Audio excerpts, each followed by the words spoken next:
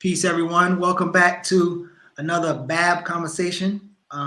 This is an extra panel that spawned from our last conversation with Diallo. We're going to talk about African-centered leaders, demagoguery that might appear in these circles, and we brought two of our favorite guests. I'll let both of them introduce themselves, and then we'll get started. Y'all know Asafo, you know myself, so I'm pretty sure y'all know these two people as well. So, Lena, you can go ahead and introduce yourself first, and then Diallo. Hi, I'm Lena Tee. Very popular on, I guess, Facebook, you could say that, in these type of circles. I've been a part of a lot of grassroots African-centered and Pan-African organizations, and kind of just branched out on my own recently, trying to organize something here in the Houston area. So that's a little background on me. Hi, my name is Diallo. I go by Bro Diallo. I'm a local broadcaster here out of the South Side of Chicago, organizer and Pan-Africanist, revolutionary Pan-Africanist. All right, we're glad to have you both on. So we're not going to waste any time. We're going to get right down to brass tacks. So at the Bab Talk interview that we did with Bro Diallo, there were some comments made regarding homophobia and homosexuality, and that received a bit of a backlash for some folks in the chat, and then later on social media. What I would like to do now is give Bro Diallo and also Lena, who wasn't a guest, but we're going to give her an opportunity to comment as well. But Bro Diallo, we'll start with you. If you wanted to make any initial comments regarding the backlash from the last BAP Talk. Okay, I'll try to go over. I saw the comment that the brother made about it, but it's my, I did a whole presentation saying that I was a victim of the gay agenda because I come from where those brothers come from. In the African-centered movement. And when I started to apply, critical analysis, rational evaluation, and basically, follow the historical timeline and trajectories related to the gay rights movement and the gay rights struggle, a lot of the conclusions that I had personally and a lot of the assertions that individuals in the movement that I researched, that I studied, that I even admire, it just didn't hold up. And I began to ask certain leaders within the African-centered movement about, their conclusions and their advocacy, what they advocated for in terms of the LGBTQ plus community and the threat that the LGBTQ plus community posed to Black people individually and the Black empowerment and Black liberation as a whole. And needless to say, it all broke down. So it forced me to make some conclusions and do some self-criticism and reach some harsh realities, accept some harsh realities, not just about that movement, but about people who have been educating us and really hyping the community up or mobilizing individuals in relationship to that community. So in all that to say, whenever I articulate my conclusions, my observations, when I ask these questions and ask for, because my challenge always was, if someone can give me a rational evidence-based argument, I will follow you. You got me. I'm the easiest person to recruit or to seduce for you ladies.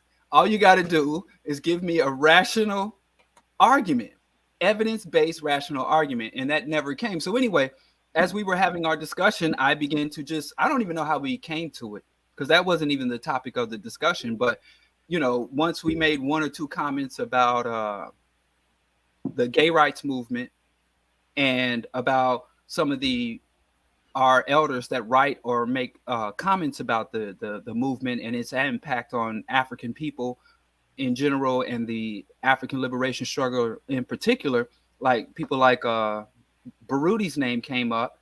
And I just said, it's not a rational evidence-based argument. I even went so far as to say that it's more Black men mimicking Protestantism and Black men mimicking white conservatives and far right-wing politics and far right-wing rhetoric.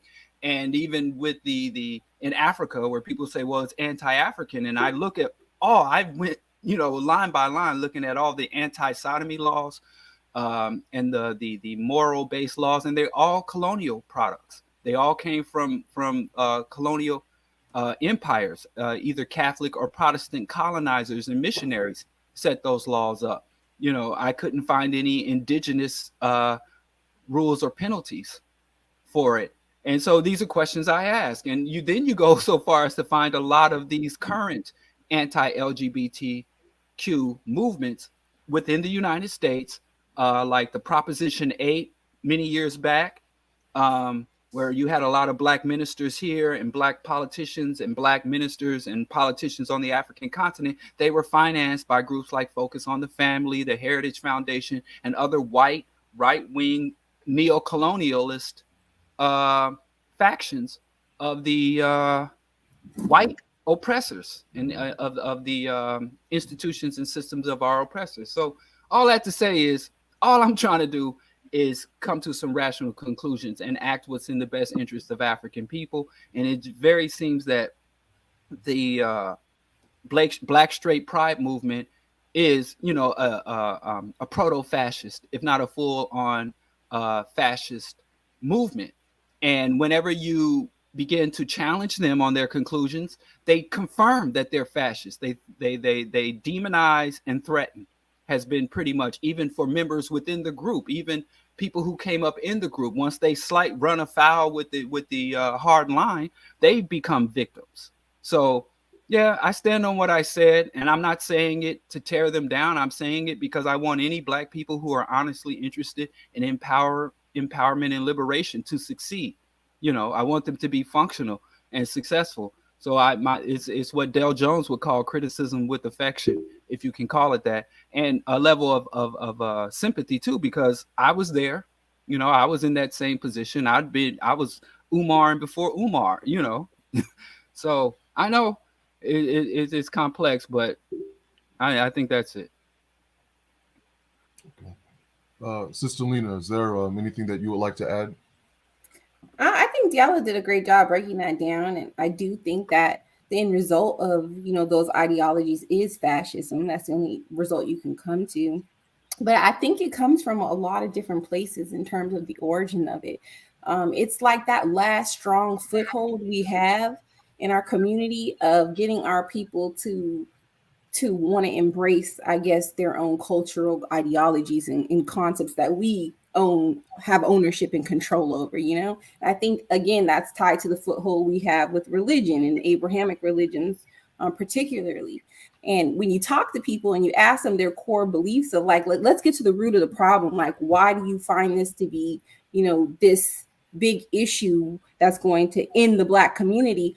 It always comes down to their Abrahamic ideology at the end of the day. Like, you could leave the church, but that doesn't mean you've left its values. That doesn't mean you've left its core sentiment. That doesn't mean that you've moved on and embraced things that more serve your interest as a people collectively, or that you even looked into African scholars, or Pan-African scholars, I should say, to really get their side of it and embrace that ideology. You haven't progressed beyond that. So I think we're stuck right now. And a part of that is colonialism, and us finding a way to decolonize and to say, why do we really have an issue with these things? And I think part of it is the gender role. Big part of it is gender roles. They're very afraid that men are going to become feminine. And the root of that, to me, is the concept they can't let go of the fact that they believe that women are inherently inferior. And there's no other way around that, because why else would you be so afraid of a feminine man unless you automatically saw feminine men as being inferior beings? It's kind of like a white man that kind of casts his white not privilege, I don't like that word, but like he casts his whiteness aside to embrace African culture or to embrace African people or defend African people. And then white people get mad and they're like, well, why are you trying to cast your culture aside for something that they see as being inferior? So when you start unraveling it, it's a lot of different things that we really need to get to the root of. It's Abrahamic religion. It's our ideals and concepts about gender and about, an inferior status that is automatically associated with femininity because it's tied to women. So, I mean, a lot of those things all play into that, but there's no logical basis for it. And the result is going to be anytime you get somebody to agree to an illogical standpoint, they're going to have illogical reactions to them. So I think that's what we're seeing here. So there was another I won't even call it a critique, but the older guy who shared the video and started giving us names. I want both of y'all to respond to this. It is said that he's an ex-Panther, which I'm not sure about, but he called us socialists and communists. I want y'all to respond. Is that even an insult? And then please speak to this concept of like these African-centered movements lacking class analysis. They call Babas and leaders, but for some reason, they struggle with class analysis. Yeah, I am a socialist. I'm not a communist, but I support African communists if they think that is because communism is a method or a path towards reaching socialism. So, but I don't really get caught up in the minutia. It's like when people say vegetarian or vegan, for a long time, would always try to explain, just like, okay, I see what we're getting at. Semantics do matter a lot, but in that assessment or in that critique, I wouldn't argue or try to explain to him why I'm a socialist, but I don't think that communism is a viable path to establish socialism. But anyway, so I don't see that as an insult. Yeah, I do think I do oppose capitalism. I do oppose private property. I think that profit is theft. I do think that land and all other essential resources should be held in common. I do believe that wealth should be held in common and distributed according to need. And I also think that people who work in an industry or work in a company should should have an ownership of that company, as opposed to people who just hold pieces of paper, stocks or shares or positions in that company having ownership. I believe in worker ownership. So all the elements of socialism on the political and economic scale I unite with. So yes, I am very much a socialist. I do accept, that that the wealth is created in common and should be held in common and distributed in common. So I don't see that as an insult. Yeah, I concur with that. I don't see how we could possibly see socialism as an insult. I too identify as a socialist. I'm not against communism. I still think it's better than capitalism.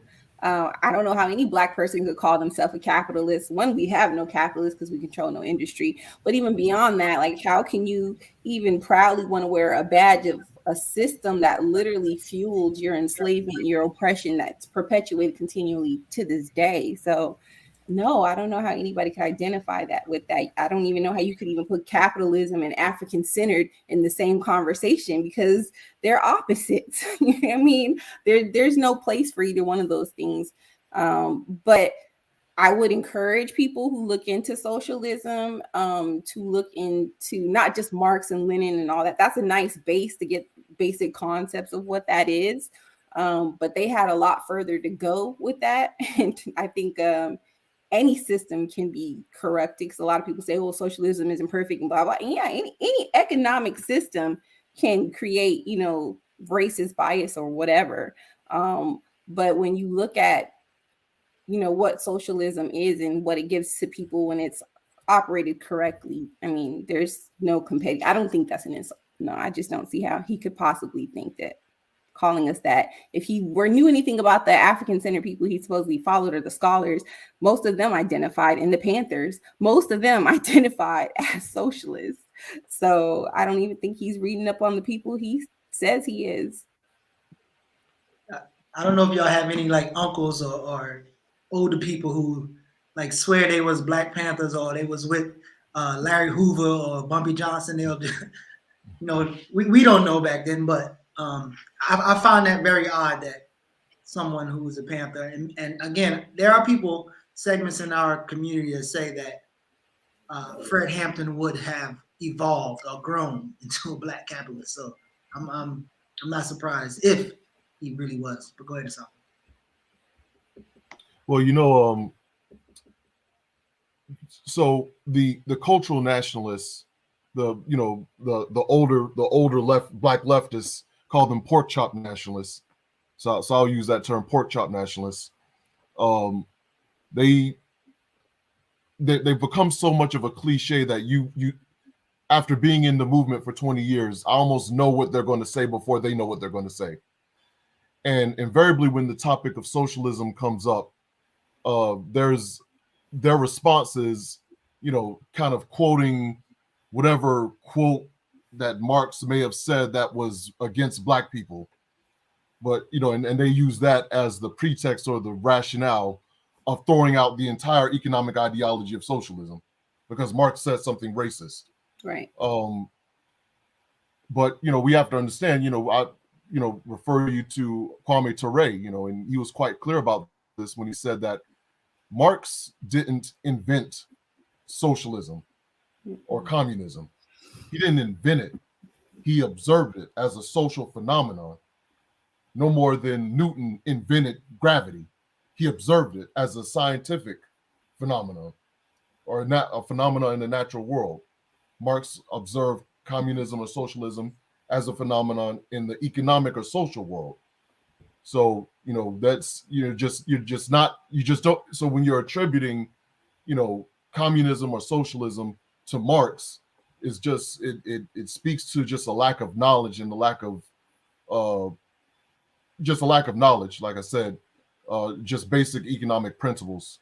So, I'll go ahead, Brother Diallo. Also, Marx was not anti-capitalist either. Marx was actually thoroughly, if you read his writings, he was thoroughly impressed by capitalism, and he deemed capitalism a necessary step towards communism. He did not think that communism, his conclusion about capitalism is it's only a problem if it overstays, if you continue to employ. He felt that capitalism was necessary in order to build up the industrial infrastructure to have a modern communist society. So once the infrastructure is built up to meet human needs, once the factories and the technology is built up to meet human needs, once you have the capacity to meet all human needs, if you continue to employ capitalism, it will concentrate that in the hands of the few, and the things that used to benefit humanity, like new technological advances, will become a harm to humanity as opposed to a benefit. So, I mean, one of the most prophetic books I've ever read was the Communist Manifesto. It's not even a book, it's a pamphlet. Like, if you took the date and the author's name and the title off the book and read it, you would have swore it was written last week, because everything that he predicted about the overstaying or the to continue to impose capitalism on societies after the industrial buildup has happened. So Marx defined capitalism as an evolutionary process towards to give birth. And we all know what happens if a woman's in labor and she's unable to give birth, the infant and the mother dies. So Marx kind of concluded that if the capitalists do not step aside and step down after they've fulfilled their historical role, then it will lead to essentially ecological and societal collapse. I always say, just to simplify things for people that have a hang up on Marx, Marx's main goal was to humanize Europeans. And he even said as much. He didn't talk very much about outside of pre-industrial and early industrial Europe. He didn't look much beyond that. He didn't go beyond that in his writings and analysis. And all of his examples and historical examples are rooted in Western and Central Europe. So I don't think Marx, Marx was a racist, Marx is this and that. I'm like, was his analysis correct or incorrect? that's what I focus on. And he's pretty thorough and correct. And so was Engel, and to a lesser degree, Lenin and Trotsky. But, we don't need to run to them for examples of socialism. We can go from African antiquity to modern African decolonization movements to look for African-centered examples of socialism, or to Haiti, or to the quilombos of Brazil. We got plenty of indigenous and independent African examples of socialism and communal cooperative economics, where if you just so pro-Black, and I appreciate you if you are that Black, that you can't digest anything from a white person, I can point you to several African indigenous examples of socialism. We just didn't have the vocabulary that we use now, but all the other infrastructure we had. So I want to go back to this whole question of the LGBT community, Black LGBT community. So we've seen segments of the African-centered movement now focusing and targeting the LGBT community as proxies for white cultural domination, and they point to them and say that the reason that they're gay is because they're that European culture is homosexual, and we need to check them and deal with them in our community. And so I guess my question to both of you would be, what do you think the end game is to this type of rhetoric, to these type of movements springing up? You and I both agree that the straight Black pride movement is quasi-fascist, proto-fascist. I said in our previous interview, I said neo-fascist, and some idiot misquoted me and said that I said Nazi-fascist. I never said Nazi-fascist. I said neo-fascist. But anyway, what do you think the end game is for these types of movements? Me or Dial? I'll go first. Either one, yeah. For me, I think it's the same with a lot of the issues that we're dealing with. It starts with education. You know what I mean? So many people want to come into, this movement and be this revolutionary and put on boots and an outfit and walk down the street with guns and all of these different things. And it's like, where's the educational base in all of this? You wouldn't walk into the white man's military and think you're going to become the general because you decided to join. You know what I mean? Or you wouldn't walk into a hospital and try to perform a surgery with no education. It's the same thing. I feel like you can't just jump up and say, because I'm Black, I need no basis to go from. I have no educational, I have no work to do. Like, there's work to be done. And we also probably need to organize better to create more systems or institutions. I don't know if we'll ever have necessarily institutions, but more systems, more programs, more grassroots organizations devoting their time to education. But definitely it's got to start with education, with a Pan-African centered education, because a lot of times when we talk about education, people think that we mean, going to, a university and getting a degree, but you're not going to get that education there. You're not going to get anything that's centered in your collective interest as a people there. So I think to get that Pan-African education, there has to be some grassroots movement, grassroots organizations organizing those types of things. But all of it starts, with anything that you wanted to move people beyond a certain thing or accepting a new social norm. It always starts with educating those people about why they need to accept these norms, why they're going to benefit their society, how it's going to progress them further. And so it's the same thing with us. We've got to devote some time to stop and put in the education. And then people who are trying to get involved, who are angry or who are trying to, contribute to the community, they need to take a step back and look for an organization or a program, or start reading, or ask for a reading list from a Pan-African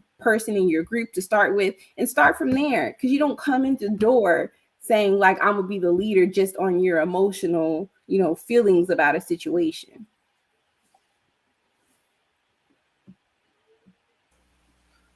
Yeah, I agree with everything the sister says, but in order to really understand the Black straight pride, and I know a lot of Black homophobes or whatever, I know that they're most homophobic Black people are not members of Black straight pride, but they articulate a lot of values and ideas. But first thing we have to realize about Black straight pride and Black homophobia in general, it is mimicry of white people.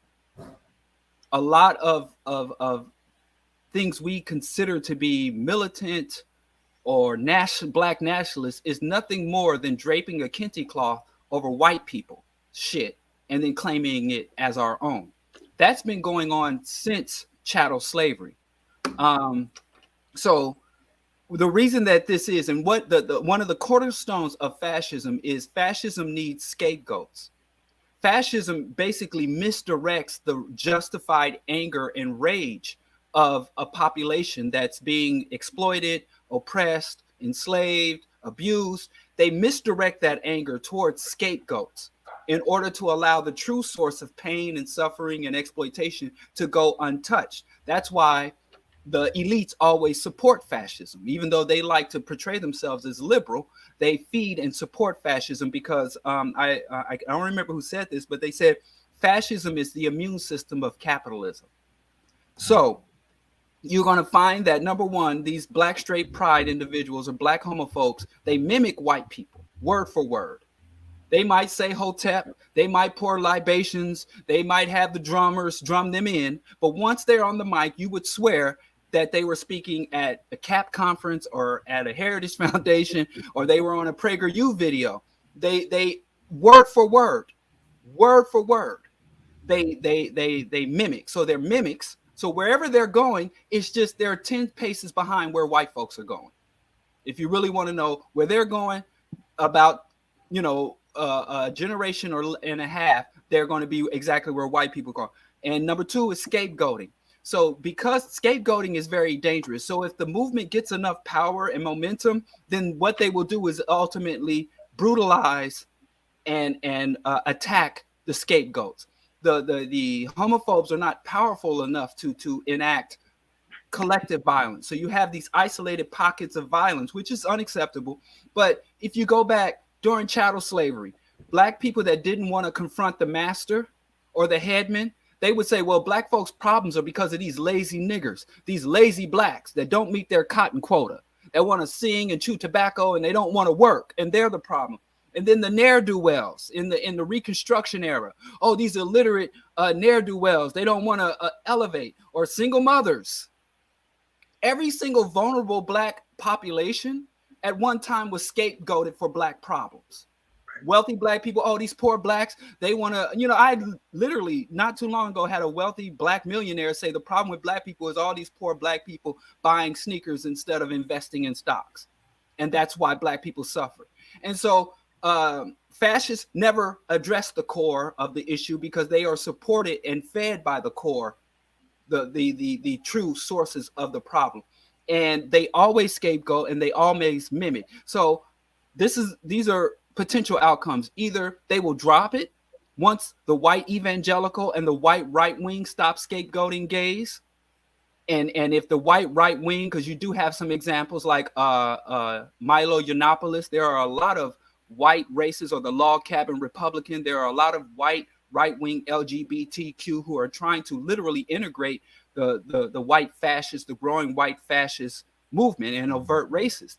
So when white men stop scapegoating and stop being alarmist about the gay rights movement, these people will eventually, within a generation or less, stop being alarmist about it. Or if this movement picks up momentum and the United States descend more aggressively into fascism, then they will be able to organize systematic violence against those they deem the problem.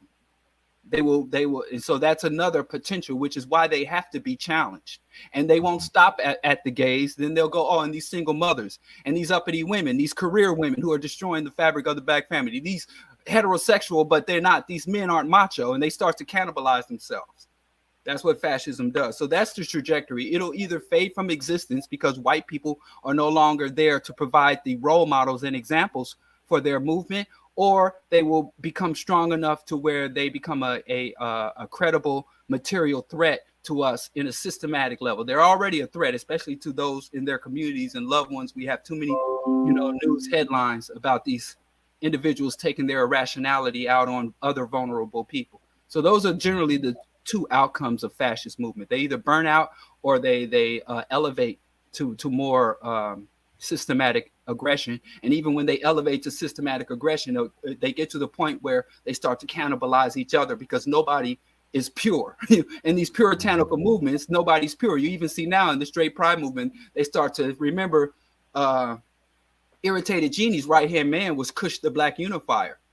And where are they now? And all these, I mean, look at ADOS is already being fractioned, and they're already cannibalizing each other. So I hope that's the ultimate thing. They'll burn out and cannibalize each other before they get to the level of systemic and systematic violence.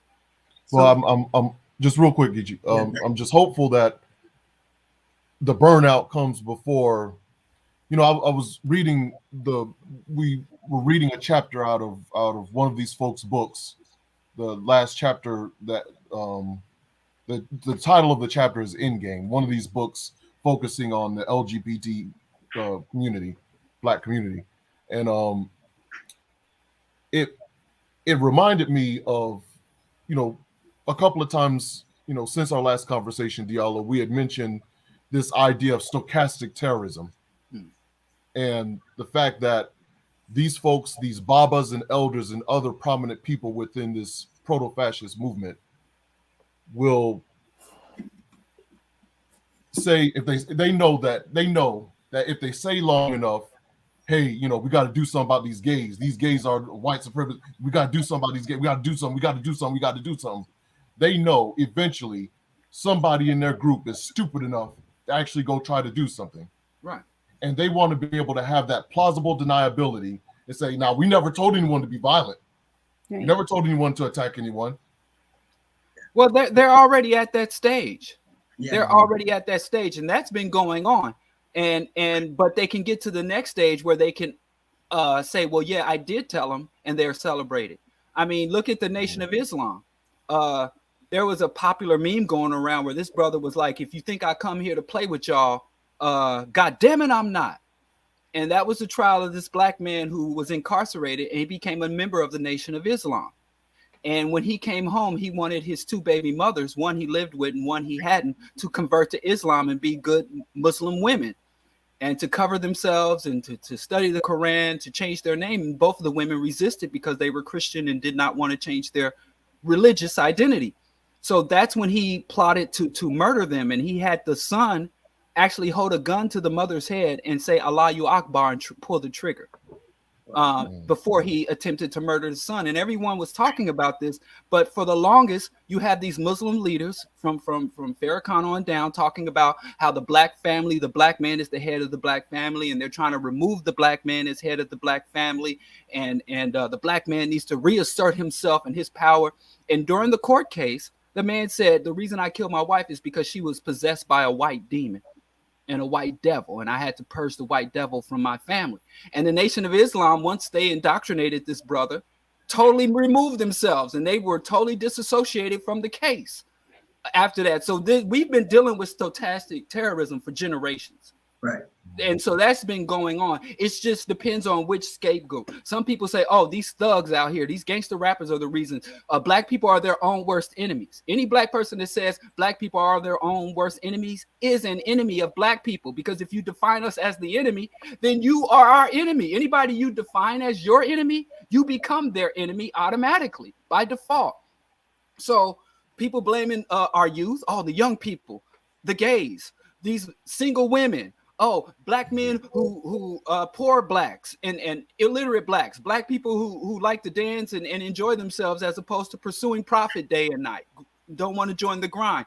So that's been going on. These populations have been getting this. It's just with the LGBTQ, they're more identifiable. They're easier to isolate because of their small number and their prominence in their current prominence in the media.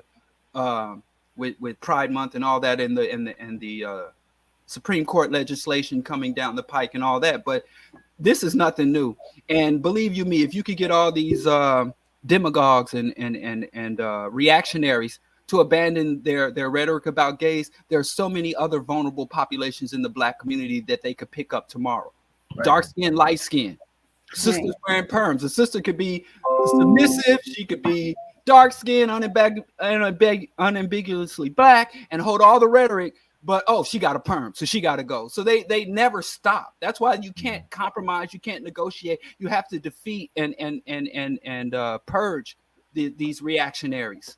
Either their mindset, or I say you have to expose, isolate, and expel them, because there's really no way of reasoning with them historically, unless maybe there's some people who have better negotiation and diplomatic abilities than I do, but I haven't seen any example of that. Yeah, one of the people was on the post and was saying that him and another young brother, it was their time to take over the conscious community. These people, we're taking over. And then, a few weeks later or a week later, one of the beloved elders made a statement that could have been easily taken out of context. He said, actually it is in context. He said, we're not serious because we're not serious. No, we wouldn't even kill our own family members if we had to. Yeah. It's almost like, I'm like, what I mean, that's pretty easy if you're trying to get acknowledged by this elder in hell. But I want to kind of go back to something that you and Lena talked about with Marx and then African education. And there was a point when CRL James was intending to call Garvey a fascist, or he said he had the potential to be a fascist in 1938. And then he kind of backpedaled away from that comment, but he kind of like predicted that. So my question is, there's a lot of people who use Garvey as their blueprint, whether it be race first or whatever they're claiming. I want to know, what have you seen or studied in Garvey's movement that's comparable to some of these people and how they're moving today as leaders or as people carrying on the Garvey traditions? Any contradictions that you've seen to compare the two? I know it's kind of a broad question, but like if any of y'all study Garvey to the point where you can kind of critique him and see how people could possibly make the same mistakes or whatever.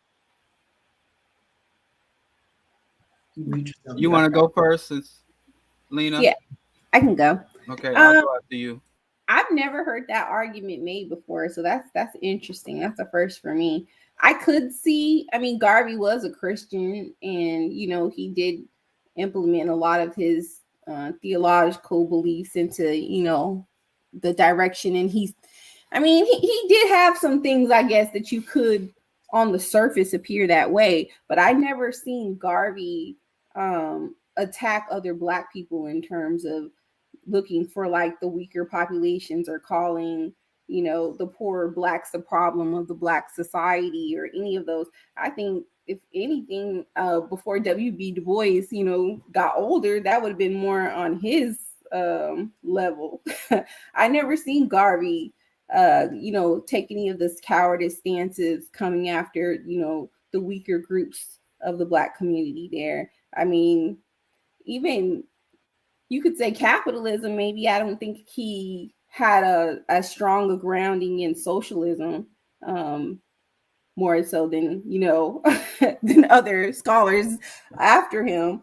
But I don't see the core here as far as what's being done against Black LGBTQ people and trying to separate them from the community. I didn't see him attacking weaker groups and coming for them and making them a problem. I think he was very clear in his definition of what our problems were and who our enemies were, and I don't see any similarities on that end. Yeah, this kind of breaks my heart because I see the RBG everywhere, and I say, I just say the majority of people who fly the RBG have really no grounding or understanding of Garveyism or the UNIA's purpose. Garvey was a Christian, but the UNIA was secular, and secular to the point where, because I don't mind people's personal delusions if your personal delusions do not interfere with your work. And Black folks know how to do that, because I see Christian Black folks go to work for corporations and government agencies that defy their Christian principles every day. So I know we're capable. So if we can do that, for Coca-Cola or for your DMV job, you can do it for Black organizations and movements. But Garvey, to the point where his successor, after he left the UNIA, or was expelled, was incarcerated and expelled by J. Edgar Hoover and the OSS, he put an atheist in charge. And when his atheism came to be known, they petitioned to have him removed as the leader of the U.S. arm of the UNIA. And Garvey said absolutely not, because the UNIA was a secular movement. And but the one mistake Garvey made was under the false impression that the reason why African people were oppressed is because we had not demonstrated to Europeans and other men of big affairs that we were capable of constructing and operating the state, engaging in international commerce, building and sustaining a military, building and sustaining a modern national infrastructure. Garvey was under the impression that once African people demonstrated that we were organized and industrial and educated, that Europeans would accept us to the table as equals. So Garvey was a radical for his time. He was an industrialist, but he made a fatal error about the motivations and intentions of our enemies, which he miscalculated. This is not a dig against Garvey. A lot of Garvey's allies even acknowledge this, and this is where Garvey failed. Garvey was also a capitalist. In the time of early industrial United States, there was no such thing as finance capitalism. There was no neo-colonialism. We can critique Garvey after over 100 years of documented history. It's very easy to see what he did wrong. Just like if we spoke to ourselves just 10 years ago, we could break down everything our younger selves did wrong. So just imagine. But Garvey is still to this day one of the greatest organizers, mass organizers, one of the greatest leaders, and gave us one of the best blueprints for Pan-Africanism. And because Garvey is such a great and powerful figure, everybody lays claim to him. The African internationalists want to say he wasn't a Pan-Africanist. The Black capitalists want to claim him. The Black Christians want to claim him. And all these people who are really not consistent with Garvey's ultimate mission, which is the liberation of Africa, Africa for Africans at home and abroad, the liberation and empowerment of Africa, and the utilization of Africa's material and non-material resources for the interest of African people at home and abroad. That's that. If you're not doing that, you can't fly the red, black, and green. If that's not your agenda, you got no business red, black, and green nowhere, calling on the Black Star Line and all those things. And Garvey, again, said, even though these are my personal beliefs, if you read Philosophies and Opinions of Marcus Garvey, he said, I cannot allow my own personal prejudice, my personal beliefs to impact our collective mission. So Garvey put the mission first. Garvey was like a person in a position, the state of where he declared himself president of the African world or whatever, and the titles and stuff. He said the man is interchangeable. Or as one of his students who had a chance to meet him before he passed away, Dr. Clark said, bury the man, continue the plan. So Garvey did make some mistakes that we are continuing to make, by the way. Where we don't have, at least Garvey had 100 years. We've had 100 years to correct, but there are still too many valuable lessons to abandon Garvey. And we also disrespect Garvey in two ways. When we try to manipulate his legacy or what he stood for to fit our petty agendas, and when we fail to we fail to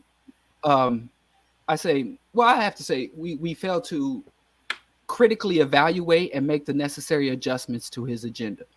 We don't honor Garvey by mimicking or reproducing what he did. We honor Garvey by building on and expanding. And when you build on something and expand on something, you have to have a very, very ongoing dissection and critique of it, and to restructure it where it's necessary. So, it pains me to see so many people literally trying to pimp Garvey and pimp Garvey's legacy when where you can benefit more for it if you just accept it as is and go from there? You know, I'll start with this question with you, and then go to Diallo. So on this question of fascism and authoritarianism, you know, over the years, I become nervous when I'm in Black spaces, and this talk of nation building, sovereignty, independence, you know, these type of words come up. And you know, whenever I ask the question, and I personally believe it's a sensible question. What in this new African nation that we're talking about, the sovereign African nation, what are the rights of the individual? And often, I'm, you know, those who don't outright dismiss the question altogether, often respond with the kind of sterile, you know, cliche, there is no individual in African culture. And I you know, often respond to that answer by asking, okay, so what does that even mean in reality? Does that mean because there's no individual in African culture, if I stand on the street corner in the new African nation and I, you know, hold up a sign and I say the Council of Elders or whatever governing body is in this hypothetical African nation, the Council of Elders, I believe they made a wrong decision and I believe they need to be replaced. Could I be arrested for that? Could I be literally snatched off the street and arrested for saying that? Could my personal papers and my belongings be searched for anti-African contraband? Of course, anti-African being defined by the whatever governing body, Council of Elders or what have you. What does it mean to be an individual, as far as you would see it, in an African-centered, an African nation, and a sovereign new African-centered nation? What would be the rights of an individual? Right. That's a loaded question. I mean, I used to be of the delusion that we could have some type of sovereignty here. We could, you know, have some sort of, you know, separate area and form our own body of government. I no longer believe that's possible. You know, I mean, I think it's a progression as you progress through this, where you have those concepts, you know, and there's certain stages that some people stop at and keep moving. But no, I don't think there's ever going to be an African nation within a nation here. I think our only nation that we're going to find is to, you know, go back to Africa and a country there and, you know, integrate into those societies. But what we can build here is we can build systems. You know, we can control our culture. We can control our ethnicity. You know, we can control our cultural values. We can put things in place to basically as resources or lifeboats. I mean, it was never the Panthers or, I mean, any of the scholars that I've, you know, really read into, Amos Wilson. I've never really seen John Henry Clark. I've never seen any of the scholars make an argument that we should try to stay here and have a nation within a nation as it being a long-term solution. It's always been like a lifeboat situation. Like we get our resources here and we sustain ourselves here and we, you know, have some sort of footing until we can make it to the next step. So I think that's the first part of it there, but I don't see any longevity in terms of, you can't build a building on quicksand. And at the end of the day, as long as we have no governance and we have no control over the dominant class and what they can and cannot do to us, how can we possibly have the power to control a nation within a nation? How can you have a nation controlled by another nation? That doesn't make any sense to me. So I don't even think that's a possibility. The other part of your question, what you were saying about, I should have wrote some of that down because you said a lot. But should we return back to the past in terms of our cultural values and all of those things? And I think a lot of Black people are of that thought in terms of, in the conscious community, in terms of like returning to some antiquated culture. And I seen that in the last discussion as well. And it's like, well, what culture, what nation should we return to? What nation, what sub-ethnicity, what Orisha, what should we be embracing? And I don't think that is something that we should be trying to do, because if everything was perfect, we would have never been colonized to begin with, right? So clearly we made some mistakes to get to where we are in terms of combating our oppressors and building a stronger union. So I don't think it's our job to necessarily return to everything. We should embrace the things that work for us, and then we should be cultivating the next step, right? Every generation should be the next step of our liberation, or building the next foundation for the children who come behind us, or the generation who comes behind us. So what can we do to make a footholding for the next people?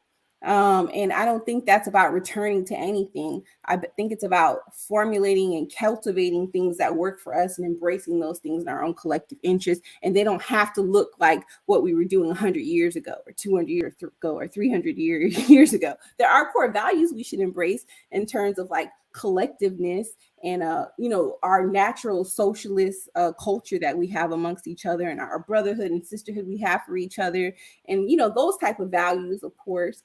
But in terms of like trying to standardize a gender role or trying to standardize a religion, no, we're not all meant to be one monolithic society. We're always going to have people who believe in different things, and that's okay, as long as they're not detriment to our collectiveness, and they're not detriment to our ability to withstand our oppressors' tactics being utilized against us. So I think, to me, trying to go back to the past and say whatever we did in the past, we need to keep doing that, that's not how you progress as a society. So we should be looking at how we can move forward.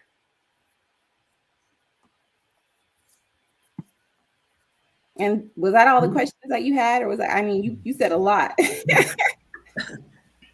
And that's will he be arrested for challenging the elders in this new society? For challenging the elders? No, I think any system of governance that we have that's not questionable or that can't be replaced is us building, the same oppression hierarchy that we're trying to escape, right? It's just like the poor Europeans who came here trying to escape an oppression hierarchy in Europe, and then built their own oppression hierarchy here. And are we looking to continue that? Are we looking to further build oppression hierarchies wherever we go? Those are some of the cultural traits that I think we should be looking to shed. So everybody should be held accountable. We should have a system upon which leaders are elected and held accountable for their actions and can be removed or sanctioned. And if they can't, then we're really speaking of a cult. So no, I think that's absolutely ridiculous. In response, I'm gonna just try to, just go down the notes I took as you were laying out your questions and discussion points. First of all, there's one of the most, white folks have said this is one of the most racist novels ever published in the United States. I'd beg to differ, but it is very racist, called The Turner Diaries. About it's basically a novel about a race war where the white men are the heroes and so on and so forth. But in that book, the neo-Nazi, and I don't like the term neo-Nazis because the Nazis were neo-Americans. They were mimicking the American frontiersmen. The Nazis were emulating American racist and genocide. So you could just say American. You don't have to say neo-Nazi. But these white men in America had this group of population called like-minded blacks or like-minded Negroes, because they even realized no matter how toxically racist black white people become, there will always be a population of blacks who align with them. They acknowledge that. And you look at every single white group, no matter how anti-black it is, if they don't explicitly exclude blacks, they have a black membership. From the Republican Party to the Proud Boys to the Promise Keepers, to, again, I mentioned earlier before, the Heritage Foundation, Focus on the Family, far right-wing evangelicals, Confederacy. The only reason there are no official black members of the Ku Klux Klan is because the Ku Klux Klan and the American Nazi Party explicitly exclude blacks. But you cannot find one far right-wing body, organization, ideology that does not have black participants. I would go further because a lot of black people was like, well, I don't like the Confederate flag. Well, I don't like that. I'll never join the Proud Boys. I'll say this. In their efforts to oppress black people and dominate the world, white people have more black allies than enemies. I'll say this again because not enough black people understand this. In their effort to oppress black people and dominate the world, white people have more black allies than black enemies. And to quote another white man, Howard Zinn, you can't be neutral on a speeding train. So unless you are a black person who, number one, use your time, talent, and resources to make a positive contribution to the just aspirations of African people, number one, and number two, have an ongoing desire, effort to subvert global white domination and capitalism, you are an asset and an ally of the oppressor. This isn't something you can passively do. I pick up trash in my community where you know, people say, oh, black love is revolutionary. Black love is not a revolutionary. Getting you a black spouse and loving your black spouse and raising your black kids to do what's right and make sure they get it, that is not revolutionary. That does not subvert the status quo. If it does not challenge and subvert and delegitimize the status quo, it is not revolutionary. So, understanding this, to speak to your thing about black people and our position and in our opposition to white power, we are, I say, you know, to quote Dale Jones again, he said, we lose so much we don't even know what victory looked like. We think Obama's election or Rihanna and Jay-Z reaching billionaire status are victories or examples of black excellence. We go watch the bullshit movies Denzel puts out, his Christian nationalist propaganda, Letter to Jordan, and that bullshit Denzel, and we think that's a victory. You know, we think, you know, black people having their own record labels when they exploit, you know, Puffy, Birdman, exploit black artists more aggressively than the old, you know, the stereotypical Jew record exec did. So we don't even know what victory looks like anymore. We can't even define, at least the ignorant sharecroppers that sent in their pennies to buy shares in the Black Star Lines, at least they knew. They didn't have all this learning, text. They didn't have degrees on their wall, but they understood, hey, these are the good guys, these are the bad guys. Folks that is for us, these are the folks that are against us. That's all been muddied. So it's a lot more complex now. And it's something we have to give more attention to. To the other part of your statement and question, where you talk about black people have to, there's this concept called siege socialism, where the capitalists will say, well, every time a socialist government comes to power, they start to repress the people. And so the socialists started looking internally. It's like, yeah, how come when there's a socialist country, they have militarists, they have these tribunals, they set up these re-education centers, and the people can't just be free. The socialists promise they're going to free us. And then when the socialists come to power, they bring down the hammer. But the problem is because Che Guevara and Fidel Castro had this discussion after they ousted the nationalists. And Che Guevara said, we're going to stay here and build socialism. Castro said, we're going to stay on Cuba and build a socialist nation. Whereas Che said, you're wasting your goddamn time. Because if you build a social, you'll never be able to live out socialist principles surrounded by capitalists. Capitalists, by their very nature, are expansionist. Capitalism is embedded in colonization, and colonization cannot thrive without capitalist economics. So he said, it's a waste of time. He said, Cuba should not be a socialist nation. He said Cuba should be a socialist platform for expanding socialism across the globe. The capitalists already said 200 years ago, there will be no other. There is no alternative. Tina, T-I-N-A. There is no alternative. So anything other than capitalism, we will attack and dismantle and destroy, and it will be under constant attack. Whereas socialists say, well, we ran out the capitalists. So now we're going to go about utilizing the resources of our country to feed our people, to house our people, to shelter and clothe our people, to educate our people, and to welcome in anyone that comes.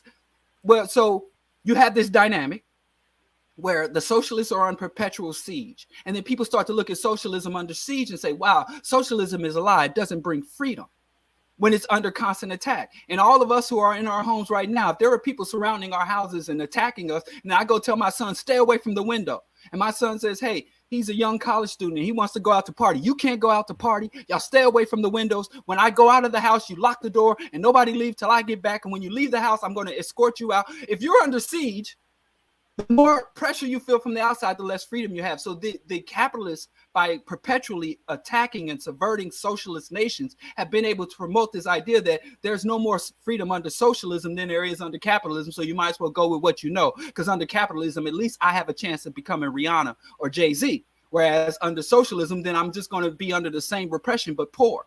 So that speaks to where they talk about, well, you know, the black people, when they come to power, they're just as bad. You know, Idi Amin and what's that other? Mugabe. Oh, they're just as bad as the white colonizers. And we have to understand this concept of siege. We cannot, where Lena talked about, we can't establish an independent republic here. We can't establish an independent nation on the African continent. We have to. This is a globalized system of oppression. We need a globalized system of resistance, and we need global liberation. King said, a threat, an injustice anywhere is a threat to justice anywhere. There is no sanctuary. There is nowhere to run to. I do have a level of frustration with a lot of African people that return to the African continent and say, oh, I found paradise. Y'all need to leave America to come here to escape racism. Y'all need to leave America to come here to escape and to rejoin so we can be. If you're not moving to Africa to join the liberation efforts, if you're not moving to Africa from a better vantage point, to have a better vantage point to fight global capitalism, then you are nothing more than a mimic capitalist. You're taking your U.S. currency and capitalizing off of your first world income, first world opportunities to exploit nations in the third world.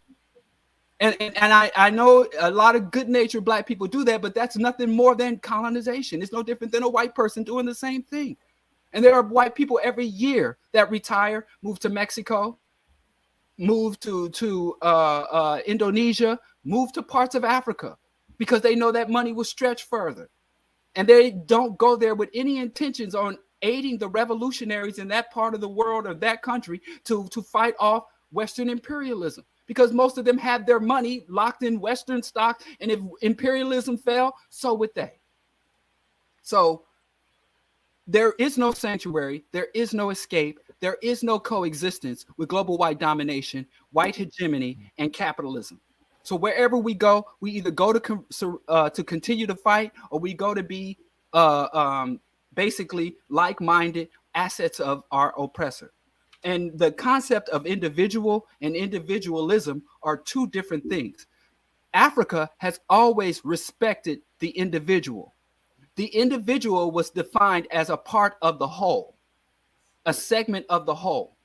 So without each other, we are incomplete. Ubuntu is I am because we are, and we are because I am. The collective creates the individual, and then the individual, through their own unique attributes, feeds back into the collective to strengthen the collective. Individualism is something different. Individualism is the concept that pursuing my own interest is my only obligation and only reason for existing. The individual does not have to suppress their individuality in order to be an asset to the collective. And the collective can only make demands of the individual if the individual is able to derive benefit from the collective. If the collective does not have a place for and does not offer benefit, security, validation, camaraderie, material support, then it is a relationship. It is a mutually beneficial relationship, whereas individualism says the individual can extract all they want and owe nothing back. So this concept is warped, and people confuse being an individual versus being an individualist. I am an individual. I support individuals. I am anti-individualism. I am a collectivist individual. So that's what we have to master. And we also will recognize that the various individuals, people who have different thoughts, different analysis, different ways of visualizing and implementing and constructing physical and immaterial things, philosophies and ideas, music, culture, they are an asset. African people were never threatened by the other. That's one of our assets, and that's one of our greatest follies, but that's a whole different thing to get into. So we need to promote the individual, support the individual, and recognize that we are a unit or a collective of individuals. We do need to reject individualism. Therefore, if you're in an African nation and you're standing there saying, hey, I have positions that are contrary to those in power, then the appropriate response is demonstrate your argument. Give us your evidence. Lay out your opposition. And then when you lay all that out, we can critique and analyze it and say, well, these are the holes in your argument. Can you plug these holes on our behalf? And if you've got a strong argument, strong position about the leadership and a truly just collective society, then we go to the leaders and say, hey, we got some people. And then you say, well, what other people share your ideas? What other people will have your point of view? So you're not rejected and you're not accepted, but you are heard. You are responded to. And if it is a strong enough grounded argument based on our collective agenda and our collective principles and values, then we can advance it. But if you're like, hey, I'm in this society, well, I'm working here and I work hard, or I got a skill that's better than everybody else, so I think I should have a bigger house. I think I should get a Learjet. Why am I sitting waiting in line at the airport, in this African, ideal African society, and I got more education and I contribute more than everybody else, but I got to stand in line. I want a jet, I want a yacht, I want to match it, I want service, I want profit. And then we'll come to you and say, well, here, if you argue that, and then a small segment of the population is able to have an imbalance of the resources, that can start to erode us and make us vulnerable, woo, woo, woo. So it's all about, so you don't say, well, you said something, we're going to lock you up. You said something. We're going to say, is this valid or invalid? And then we're going to move from there. And finally, there's the fallacy, where it's the appeal to tradition fallacy. If tradition is your only reason for doing something, you should stop doing it. If your tradition is your only, why are you doing that? Because of tradition. You have to be able to say, it's a tradition that has served us over time. It is tradition that has advanced us. It is tradition that has protected us. It is tradition that has enriched us for these reasons. But simply saying Africans, I get this all the time. Africans are a spiritual people. How you say you're atheists? Our ancestors weren't gay, and the negative confessions of my aunt and gay. And I'm like, well, define, just like before. And the individual say, well, how does it serve us now? You have a right to say it. You have a right. If one of my sons knocked on the door right now, it's like, Dad, you raised us vegan. And why you do that? Or both of my sons were home birth, and they go off and they're about to have children. And they were like, well, Dad, you had a home birth, but now we got socialized medicine and the hospitals are more responsive and they have midwives, and it's not as much as a commercial endeavor in the healthcare system. So I feel confident going to a birthing center or going to the hospital to have children. Well, we gave you a home birth. That is our tradition. And I'm like, well, these are our reasons for doing home birth. These were the risk we were willing to take, and these are the benefits that we felt offered having home birth with the midwife at home. But now, 3 decades later, shit is different. And he said, I respect your motivation, so I will hold on to your motivations for doing it. Safe birthing environment for the mother, being able to have a community amongst the people who are bringing our children into the world. So boom, boom, boom. Whatever these values and principles that motivated you from home birth back in the early 2000s, now in the 2040s, this is how we do. So I can't say do it because we did it. I say do it because this is how doing it our way benefited us in the past. So we have to construct cultures and traditions that serve us, not cultures and traditions that bind us, that demand service from us. It goes all the way back to the individual. The individual is only obligated to the group as much as the group serves and feeds and gives services, protections, and these other validation to the individual. And that, if you take that also, you can look at these other Black people, prominent Black people, and say, where do they derive their validation from, their support from? Who are they obligated and dependent on? And a lot of these prominent Black people, from Oprah to all these Black people that I'm always accused of hating on, Obama, we'll see that their community, their support base, their obligation is not the Black community. And they don't serve the interests of the Black community because the community doesn't offer them shit. And I said, in my discussion on leadership, if your leader is not dependent on you for his well-being, he's not your leader. He's their servant. He's their servant. So, I hope I spoke to it. I took a lot of notes here, but no, it's fine. I appreciate that. You actually answered a couple questions, so that's great. You answered the African Center question as well. And I know we're not going to be on much longer, so people in the comments, whether you watch on YouTube or Facebook, get your questions in as we get our last questions. And you can go ahead and get into the software. We have another one.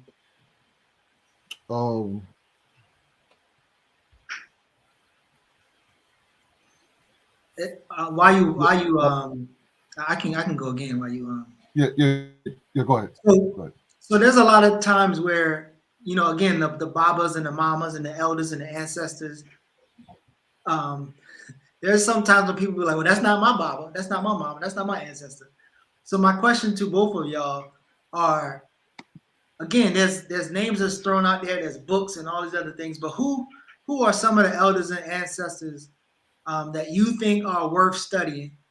I know you mentioned Dale Jones a few times. I love studying and listening to his stuff, but both of y'all, who are some elders and ancestors that you recommend that people study? And then again, given this concept of knowing that we would have to critique their work and carry it further, kind of leave some room for what it is disrespecting ancestors and elders versus critiquing their work. So I hope that question is clear. I would say Francis Fannin. I would definitely say Spillers, Winter, Kwame Ture, John Henry Clark, Amos Wilson, of course, the Panthers. There's so many of them. Who else would I say? I would say there's it to me. I feel like it kind of, you want to start them off. It depends on what level they're on. I would say if somebody was just getting into this, I would recommend a certain set of books for them. But if somebody wanted to have questions about economics or gender, I would recommend different sets of books. Because I mean, there's so many people that you can go on and on about, and class analysis and all that. So I mean, it just kind of depends. But I could post a reading list. I think we should do that at the end. Is post a reading list of some books. Because even naming authors, I wouldn't suggest the same books for everybody. It just kind of depends on where you want to start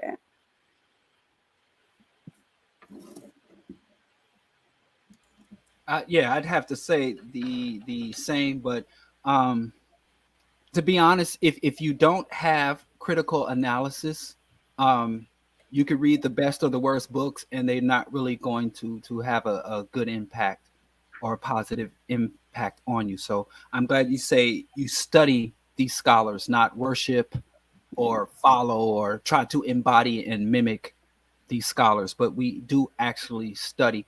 I'm most critical and most hard on the ideas that I resonate with than the ones I reject, because that's where I'm most vulnerable, where my guard is let down. I feel welcomed and warm, like right on. Everything this brother's saying clicks with me. So that's when I really start to try to dissect and find the holes in that. But like the sister said, everyone she lists, I support absolutely. There is no one that I've found that I agree 100% with, including myself. So go look in the Bro Diallo archives. You're gonna find me. You could probably come up with two sides of every argument. So it is an ongoing evolution process. I think that revolution is an intellectual endeavor, and ideology is all. Without ideology, everything else is pretty much up in the air. If the people don't have the proper ideology, they could be sitting on the greatest material wealth in the planet and live in poverty. If the people don't have the proper ideology, they could be the greatest, most gifted fighters in the world, but still be conquered and routinely overthrown. So ideology, I think, amongst in modern human society it has become prominent. And before you link with anyone, before you join an organization, you have to see if they have a defined ideology. If they don't have a defined and clear ideology that they consistently hold to, then it's a cult led by a demagogue or a cult of personality. So I would say, knowing how to study is even more important than who you study. Because if you do have critical thinking skills, you could read anybody from Dr. Clark, Who Betrayed the African Movement, or Dr. Clark's wonderful book, African World Revolutions, or you could read Adam Smith, The Wealth of Nation, and derive benefit from whatever you meet if you have critical thinking skills and you have a grounded Pan-African liberationist ideology. With the correct lens, you can make anything you read African-centered. Right. Because I remember something you mentioned earlier, Diallo, is something to the effect of, we don't, we're so African-centered, we don't want to read white people's books. And I'm impressed by people like that. I wish I was that way. I wish I could be like that. Oh my goodness, and I always tell, and people have confronted me about that. Why are you always talking about white people's books? And I tell people, look, when you have the right critical analysis and ideology, and that guides your how you read things and how you interpret things, anything can be African-centered.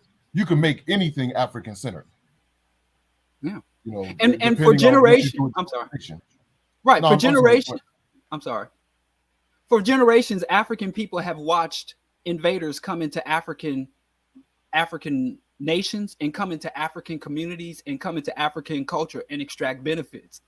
We think that other people, everything from methods and tactics for war, from methods of architecture, everything they take from Africa, they take back to their country and benefit. So I don't really see why Black people should have any hangups about extracting technology, techniques, information, insights. I have so many books written by scumbag U.S. military generals that are very insightful.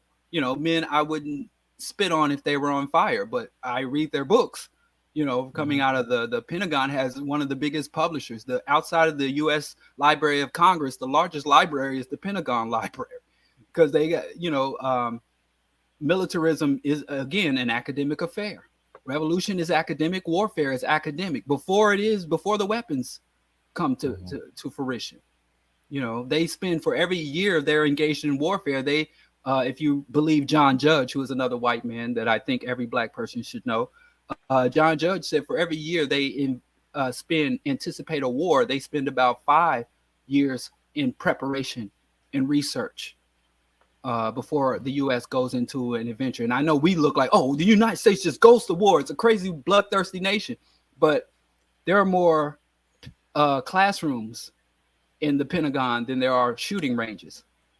Every single military base has classrooms and libraries. They never build a base with just the gun range and the armory. They also have it for a reason, though. So anti-intellectualism is really fucking us up severely. I'd also say it's a good insight too. When I was working in corporate America, every year they would make us read 2 or 3 books that the CEO would pick out and put on his best reading list, and half the people wouldn't read them, but I would read them every year. And I read them not because I thought I was going to find anything necessarily life-changing in them, but I wanted a better understanding of their culture and their views and their insights, so I could better read these people and how they move and what they value. So you can get a lot of insight from another group of people just by reading up on some of their views of things and knowing what their arguments are and what their tactics are. I mean, you should never turn away information. And we're we're all go ahead, brother. Well, I was going to say Kwame Ture, which Sister Lena mentioned. Kwame Ture said human ideas and human intellect is more powerful than human technology and human weapons, because weapons and technology are the product of our intellect. So if you can outthink of people, it doesn't matter how much wealth or weapons they have. It's always the group that outthinks is that has primacy over the group that's willing to die or shed blood. I want to get to this. I know we're closing out, but I want to get to this idea of authenticity within the African-centered movement. This idea of, too often we have a lot of folks, even people who are influencers and leaders within the African-centered movement, who superficially embrace Africanity or Africanness or whatever you want to call it, superficially embrace it. You have them wearing the clothes, changing their name to some convoluted African name, bragging about the books they've read, bragging about the elders that they know or interviewed or what have you, but really haven't embraced or really haven't internalized a love of African people that should be commonplace with African-centered ideology. It's kind of like baking a cake without the flour. You put everything together and put it in the oven, and whatever, except for the flour, and then whatever mess comes out of the oven, you sprinkle some flour on it after it comes out the oven. And I think that's the situation that we have with a lot of African-centered folks. You go through this anti-Black socialization and education process, and whatever mess comes out the end, you sprinkle some Blackness on it, and that's supposed to be African-centered. So you have people who have the outside accoutrement, if you will, of Blackness, but really hold a lot of Black people in contempt, look down on a lot of Black people, especially Black people they think are beneath them. Here in Horry County, all of our African-centered folks live in Market Common with the rich white folks, and they'll wear their ankhs and their dashikis and locks to the meeting that's going to organize to prevent the low-income housing or affordable housing from coming into Market Common. The chief of police wife, she wants to lecture children about the greatness of Kemet, but every night she lays in bed next to a guy, the chief of police, who is orchestrating a campaign of surveillance and racial profiling in our Black communities. So, you have these people who have this superficial idea of what Africanity or African-centeredness is, but it's just not a genuine part of who they are. What do you all think about that? I think I'd relate that to the same thing that you see a lot of Christians do. Like they want to trail mix it, they want to take the parts of whatever African culture that they've looked into and hold on to that. And then the rest of it they want to hold on to is, their views for, whatever they admire within colonialism. They'll want to dress like, a West African, but then they're still seeking upward mobility and titles, and rewards from this system. So it's the same thing. And it's all colonialism. It's all just a symptom of colonialism at the end of the day, to not be able to remove yourself from the different distinction of wanting to be able to have the gifts and all of the rewards of being an active, glorifier of this system, but at the same time wanting to turn, I don't know, Africanness into like a costume or something that you can pick up and put down whenever it's convenient for you. It's almost like that's what we're seeing people do. And I don't think that there's any sort of progression.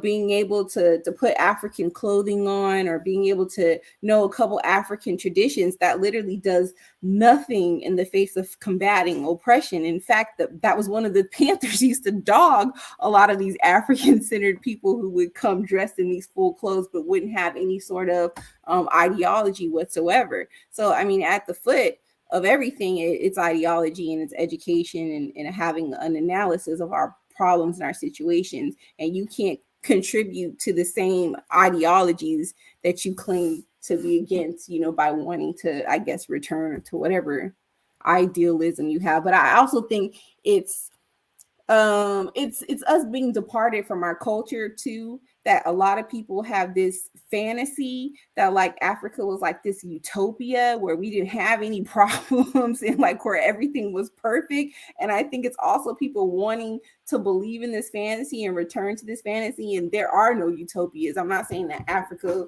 was worse, was a horrible place or anything like that. But it was a real society, and it was multiple societies. It wasn't just this one place. I mean, we keep saying Africa like it's a small town. It's a continent, and it's the oldest continent, with most of the oldest cultures on the planet. So even in saying that, it's a lot. But to answer your other question about what people who want to portray one thing, but they're not living that same lifestyle, I would side eye anyone who basically perpetuates something that they themselves don't stand for. If you're out here talking about being a vegan and you go home and you eat chicken and steak every night, then do you truly believe in veganism? I mean, do you truly believe in the merit of it and the values of it if you proclaim to be that, and that's not something that you yourself live by, but you push it off on other people? So if you're still out here trying to present yourself as some super Afrocentric person, but you don't have any ideology, you don't have any history, you can't name any of the scholars, you don't know any of the events or the tactics, you don't have any analysis, you don't have any class analysis, gender analysis, I don't think that you can portray yourself in that light. You're just putting on one tiny piece of a costume. You're actually doing more harm than good. I would much rather we had African people walking around that had ideology, that had principles, that had historical analysis, than having people walk around in, African wear and changing their names. I mean, it's superficial.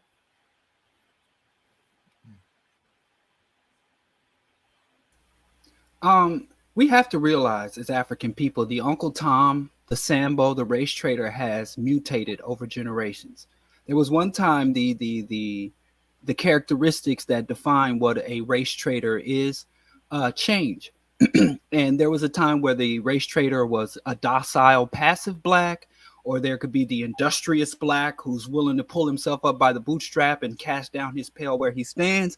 But in the 60s, in the post-civil rights era, the Uncle Tom, the race trader, became militant. And even later, they became Afrocentric because it was a time where they would be openly articulate their hostility for the black masses. There's a book called Black Judas, written by a black man written about a black man who was a World War II veteran. He was a Unionist soldier, and he was a hero fighting against the Confederates. And he came to say that black people are the worst thing in the world, and that he's the real Uncle Ruckus, like a real life Uncle Ruckus. Or Bill Cosby. I think Bill Cosby was the prototype for Uncle Ruckus and Black Judas. But anyway, I don't want to get off track, but we forget that they evolve in our time. We forget that how they I don't even say evolve, they mutate. So Khalid Muhammad, in his last public address in Harlem, talked about what he called the new Negro. And he said there was a time where the new Negro, or the Uncle Tom, the Sambo, the race trader, would have open hostility to black people and black people's interests. Whereas now, those people who say they have the exact same agenda to serve the interests of whites and to direct or demobilize black rage or black power to serve the interests of the white oppressors. So he said now they're the most Afrocentric. They show up at the cultural events. They wear the dashikis. They claim to be community organizers. They marry black spouses. And so they have mutated to the point where we can't tell the difference of the African people acting in our interests versus the African people actively subverting our interests. So I had developed what is called trademark, the New Negro Self-Exposure Protocol, patent pending. I'm lying. It's not trademark. Everything I do is Creative Commons. But it basically says that all African people with a public platform or that have a public voice will eventually expose themselves. They will eventually demonstrate where they stand, because it is impossible for anyone in this day and age to live out a lie. So no matter what a black person claims they stand for, they will eventually self-expose. And if we go off the self-exposure protocol, that reduces a lot of infighting, nitpicking, and backbiting that goes on with he said, she said. So whenever you want to tear down a black person, you can't say, well, so-and-so said this about so-and-so. This brother told me this about that brother, or this sister told me that about this sister. You say this person themselves said this thing. This person themselves took this position. This person themselves is moving in this way.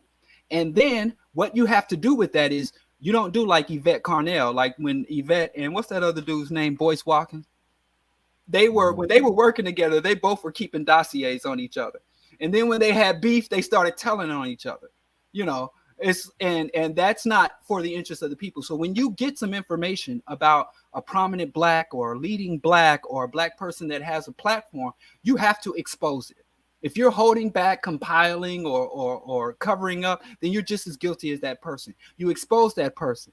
After that, you isolate them, meaning their access to our movements, our people, our community should be as limited as possible. And if it is in that time that they're isolated and their treachery is exposed, then you expel them. You expel them from the community, from the movement, any titles, position, or honorariums that they heard, they have to be ousted.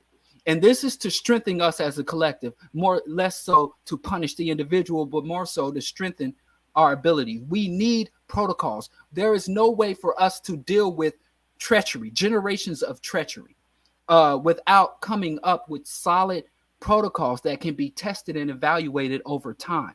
This is not something that happens. You can't just say, I love my people, therefore, whatever I do as a byproduct works for my people. So we have to realize that our enemies and their servants within our community are evolving. And the greatest Afrocentric I ever met in my life was my grandma Bowie. Just to pivot, if you called her an African, she would be insulted, but she lived out the values. She didn't own one shred of kente cloth. She didn't celebrate Kwanzaa. She didn't have a bookshelf full of revolutionary African authors, but she used her time, talent, and resources to make a positive contribution to the just aspirations of African people. And it's from meeting the immediate material needs of her community to advocating for justice and the well-being of the collective, and identifying and taking a stance against injustices. And she didn't have the rhetoric, she didn't have the terminology, she didn't have the garb. She didn't even have the mindset of a militant. You would tell her, oh, Jesus said love everybody, and I love everybody, acting on what little bit had her, what sometimes called innate Africanity. So these Blacks, these visually African individuals, these people who are descendants of Frederick Douglass and these princes of Pan-Africanism, these people, bolsterous public figures, if they are not acting out, and it's so obvious, they snitch on themselves so readily, I don't even know how hard it is. I mean, I really just imagine if all the COINTELPRO agents had social media, and after they go set up the Panthers, or they go snitch on somebody in SNCC, and then they on Facebook with their money fans, falling out.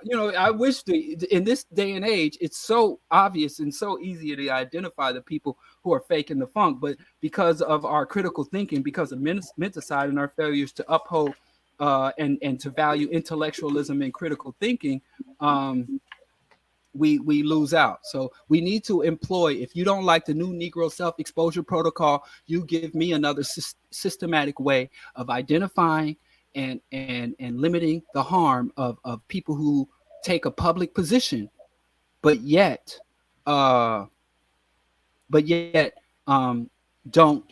live up to their public position. Now, that's not for your uncle who show up to Thanksgiving to eat half the pork chops. Do they serve pork chops at Thanksgiving? Or eat half the turkey? And he say Black people, they own worst enemy. You don't got to put him on blast. But if it is a prominent Black person in a leadership position or seeking to be a voice or leader, then I think you should subject every person, including me, to the new Negro you can lead out, but the self-exposure protocol. And you expose yourself through your actions and words, and we critique you based on your actions and words, and how, whether or not they align, and whether or not they benefit us, or whether or not they contradict. Because there are some people, rare, that will say a lot of nonsense, but when you look at their actions, they take appropriate action. There used to be this brother, and when I was in the National Black United Front in Kansas City, and he would go around saying, Africa's the greatest country in the world, and we were all from kings and queens. He didn't really have an academic understanding, but the work he did in the community was always beneficial. He was the first one to show up and the last one to leave whenever there was any type of work to be done. Now, you work to educate a person like that, but you also make sure they get the adequate amount of recognition and praise for what they do right. So that's also part of the self-exposure protocol. Some people need material support. Some people need academic or intellectual support. Some people need to just be kicked to the curb as we move on and progress. But it has to be something that's laid out and articulated. We covered a lot, so we would be remiss to have a discussion about demagogues in the African-centered community. And for me, at least one of us not to say the following. So I'll go ahead and say it. I'll go on the record and say, fuck Tariq Nasheed, fuck Umar Johnson, and fuck Boyce Watkins. Okay. I second all that. I could add some names to that list. What you say, Lena? What you say, Lena? No, I said I really agree with all of those. Very good suggestions. Yeah, I got a video of Boyce telling on himself, contradicting himself, all in the span of 15 minutes. So. Right. Yeah. So we covered a lot tonight, y'all, and so are there Geechee, is there anything you wanted to add? No, that's it. I actually, yeah, let's end on this. So because we talked about it at the top, and then we should circle back right quick. So one of the critiques that we gave some of these people who feel like they need to punch down, one of the elders, supposedly elders, told me that, oh, they're changing laws in the schools and they're doing this, and I was like, can you think of all of the shit they was doing to black people and black kids, and this is the one that you're gonna organize and go, tear down the building for?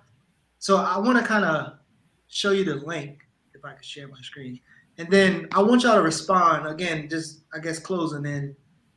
Why do you feel like these people are now excited about trying to organize and get shit done?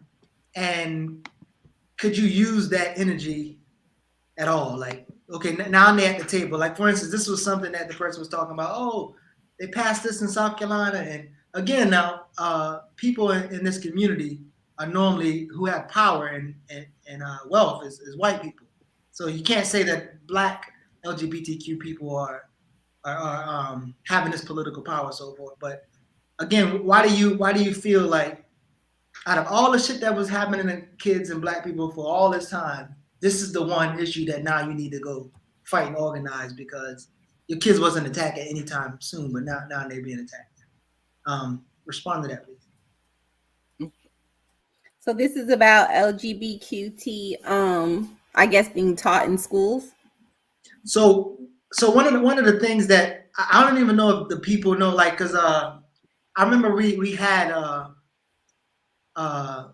two people that identify on a show, and they explained that most of these things are not teaching people a lifestyle, but more so not excluding those people from history. So most of the times the argument is not even founded on things that they have. So this person in particular said, oh, like, they have policies. So I went and go pull up some policy information. I wanted to see what they was talking about. But again, they're arguing that this is something that we need to get involved with, or we need to stop or change. And my question is always like, okay, all the other things that are actual real things that we need to change that was affecting our children's education, like, now is the time for you to, be political. Right. Right. I actually had a friend come to me about something similar to this. They called me in like a panic, and they were like, oh my God, Lena, can you believe they're talking about introducing like LGBTQT education into the schools? And I was like, I think that was a great idea. And I don't think that they were too happy with that response. Like you said earlier, it's essentially introducing people who are already historical figures, who had existing historical movements that gave benefits and rights to the people today who are benefiting from them. It's really just including them in history, and what their contribution to that was. I mean, I don't know, American history is convoluted, and that's a longer discussion. But in the overall things, I don't know why you wouldn't want them included. It's my daughter also had a field trip a few weeks ago, And, you know, in Texas, they really push Texas history a lot out here, like even more so than American history. And they went to what I thought was supposed to be like a regular park, and they ended up instead going to some reenactment of like how white people were living in the 1800s. And the crazy part of that was, in this like reenactment, they had rebuilt these settlements and did all these different things, but they literally eradicated Black people. Like, we didn't even exist. Like, there was no mention whatsoever of how a Black person in Texas would have been living in the 1800s, which is crazy considering that Texas was a huge port for the Pan-African slave trade, you know what I mean? And there would have been a substantial amount of Africans here during that period. And the way that they just eradicated them as if they didn't exist was really disgusting. And it sounds to me like this is the same thing against LGBTQ people. Like, they just want to remove them and erase them from history, and everybody is up in arms. I mean, gay people, LGBTQ people have always existed. They're always going to exist. They've always had a place. You know, they've always, you know, had some sort of in this country. They've always had a human rights fight. You know what I mean? And a lot of the LGBTQ movements were started by actual Black people, that you could say even the movement itself, maybe it wasn't called that, but the leaders of, you know, equality movements for gay people, for trans men or women, all those things, they were started by Black people. So really a lot of LGBTQ history is Black history. And you can't have American history without Black people and without LGBTQ people. So I mean, that's just people wanting to rewrite history and have some Puritan religious ideological view of events, and it's ridiculous and it's illogical. If I could just, before Diallo opines, I just wanted to insert something real quick. You know, because this is actually my first time seeing this as well, so I just want to offer a quick comment. Now, you know, as one of the things that we didn't get to cover tonight was the fact that the evictions moratorium has expired earlier this year, and with the moratorium expiring, evictions are going to explode, especially in the Black community. Okay, in 2019, there were 150,000 eviction filings in Baltimore, Maryland. In Baltimore, Black people are 3 times higher to be evicted from their homes than white people are. Okay. This comes from the eviction study from the University of Southern California, Berkeley. Now, you would think that the people would be more concerned about stuff like that than they would be about like who's gay and who isn't and what's, you know, all like that. But then you have to remember the people that are so concerned about who's gay and what consenting adults do in the privacy of their bedroom and who's wearing manties and who's wearing panties and all this other nonsense. The people who are worried about that don't have to worry about where their rent money's coming from. They don't have to be concerned about the doctor's bills and how their children are going to eat and keep a roof over their heads. They don't have to worry about that because they sell books to folks about this bullshit and make money off of that. But the rest of us have to worry about that stuff. The rest of us have to worry about evictions. The rest of us have to, you know, so, you know, we need the people who are trying to drive us in these other directions about nonsense and get us, you know, take us off focus when it comes to the real problems that we're experiencing in this country. We need to just ignore them. Grifters are always going to grift. Okay. Con artists are always going to con, and demagogues are always going to, you know, demagogue. You know, we just need to be a critically thinking group of people who's going to be able to say, you know what, they're just grifters. They're just trying to distract us. We need to ignore them. I got to worry about my damn rent, man. Okay. To hell with the homosexual and all this other stuff. You know, I ain't got time to worry about that.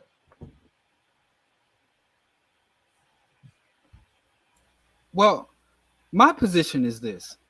If you want to go in on the gay rights movement, the LGBTQAI plus community, I have one rule.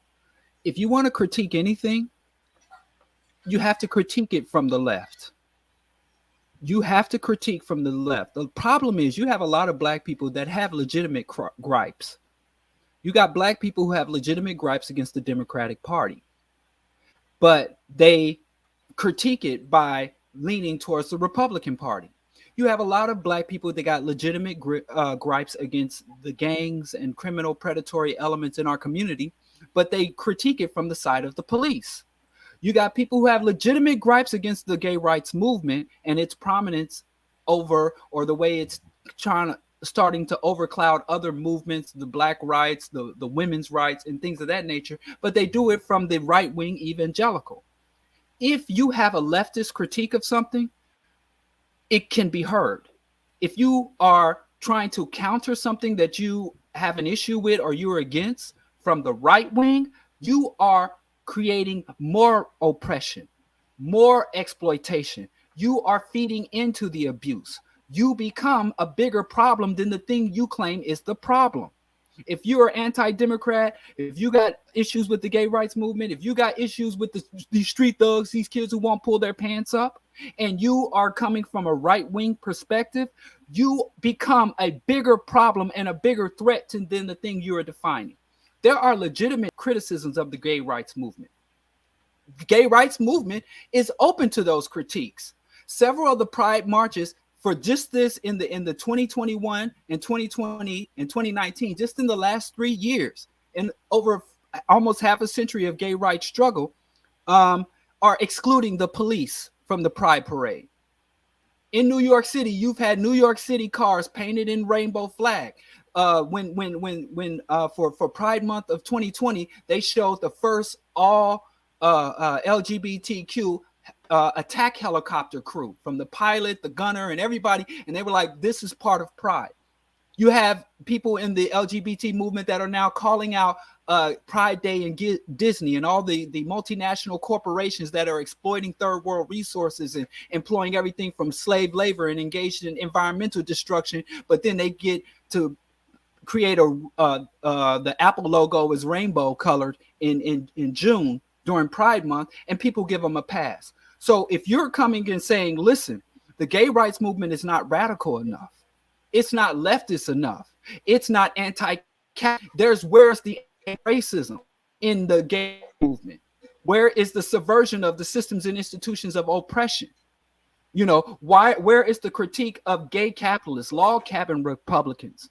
Where is calling out J. Edgar Hoover? Where is the erasure of gay black people and LGBTQ black people within the movement? With the whitewashing of the Stonewall movie. So there's a lot of critiques. Anything, you can critique anything. I've been a vegan for almost 30 years.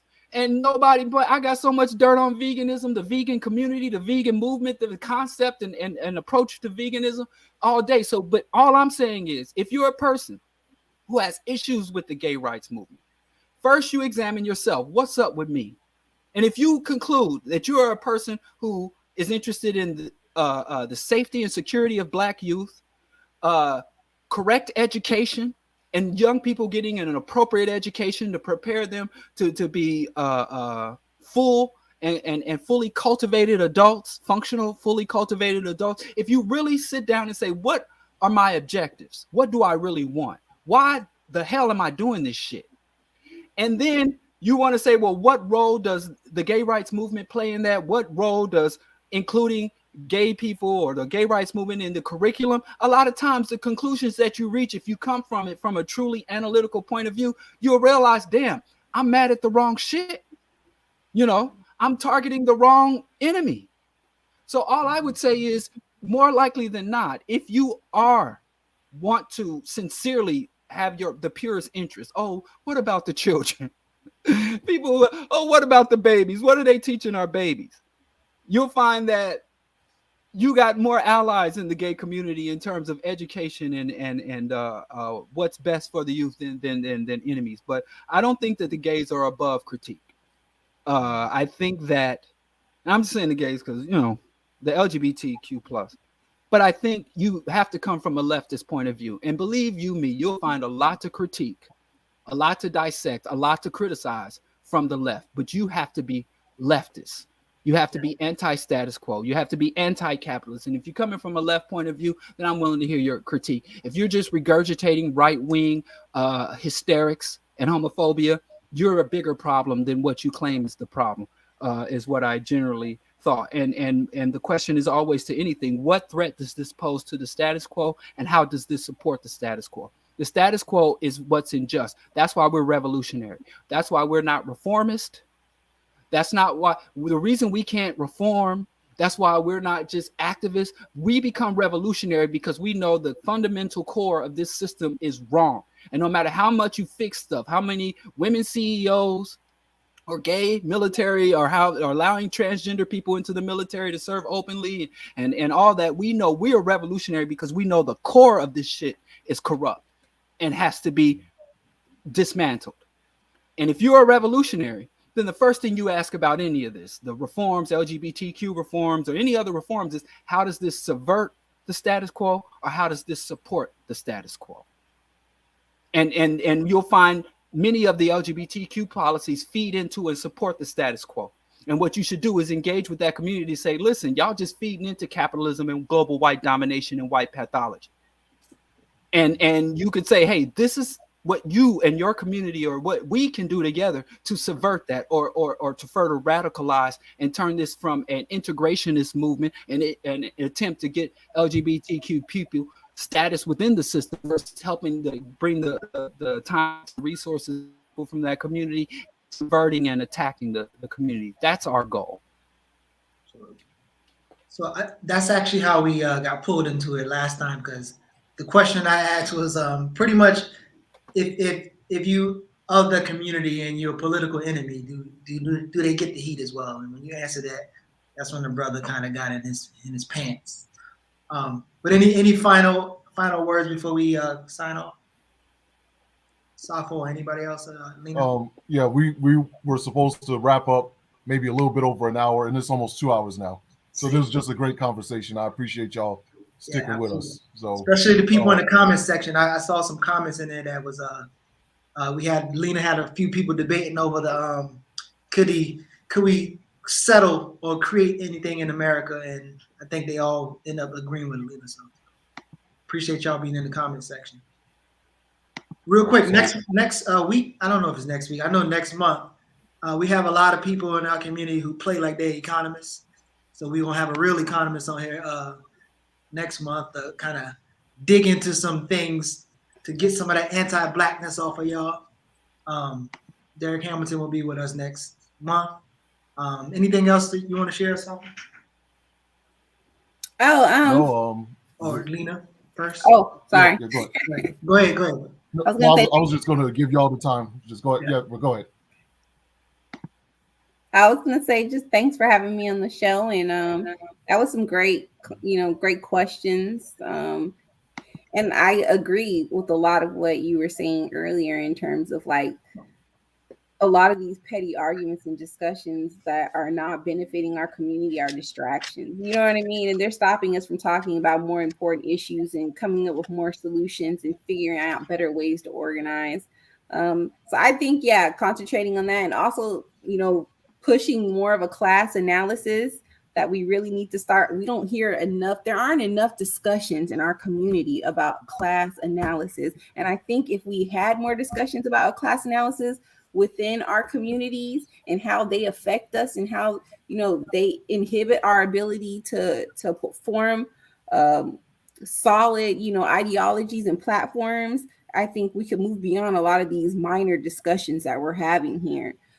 So that would be cool to see, a discussion on that in the future. But other than that, I think that this was great, and you guys added a lot to the conversation. And I like the way Diallo inserted a lot of historical analysis and everything, which that's always very helpful. But before we go to Diallo, tell us. So join the pack. Can you tell us a little bit about that? Yeah, so I created that probably about a year ago.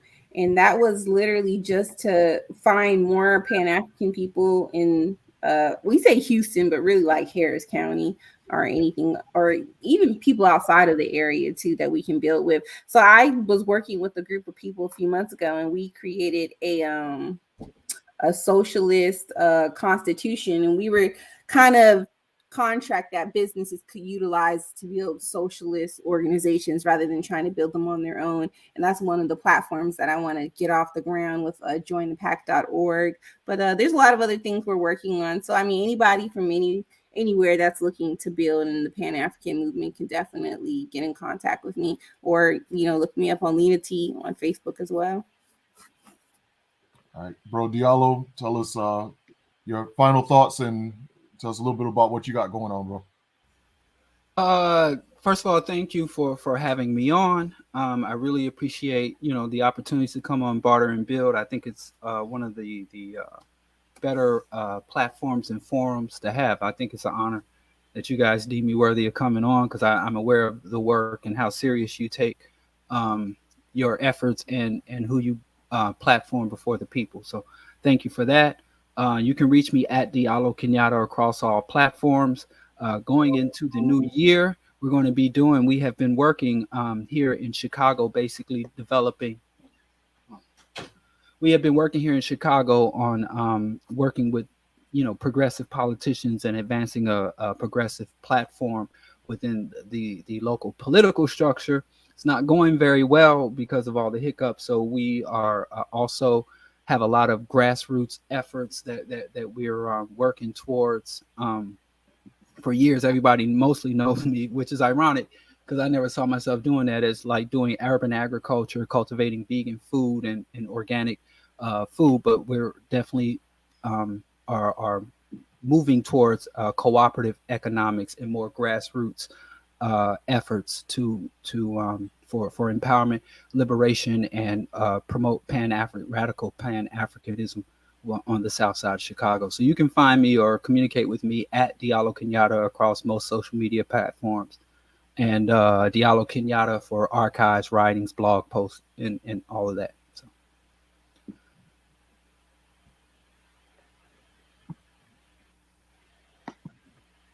All right, so we want to thank both of you again for coming on, and we want to thank our viewers and those who supported this platform. Everyone who made a comment, we want to thank everyone, and we appreciate that. And we appreciate all of you, and we'll see you next time. Peace, everyone. You have a good night. Some foolish people out here who look at their personal relations with white folk, and they have good white friends. And I'm not doubting the sincerity of the friendship. Not at all. Not at all. I do not doubt that blacks and whites can be truly friendly, and we should be friendly as people. And I don't see any problem with having those friends, But do not confuse your personal relations with the relations between groups.